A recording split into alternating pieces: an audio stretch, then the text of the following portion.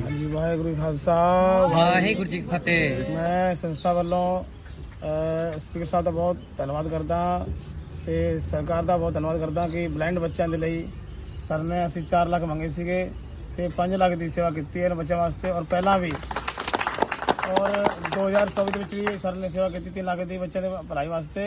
ਸੋ ਮੈਂ ਇਹ ਦੁਆ ਕਰਦਾ ਪਰਮਾਤਮਾ ਤੋਂ ਕਿ ਹਮੇਸ਼ਾ ਸਰਕਾਰ ਤਰੱਕੀ ਕਰੇ ਤੇ ਗਰੀਬ ਬੱਚਿਆਂ ਦਾ ਖਿਆਲ ਕਰੇ। ਧੰਨਵਾਦ ਜੀ।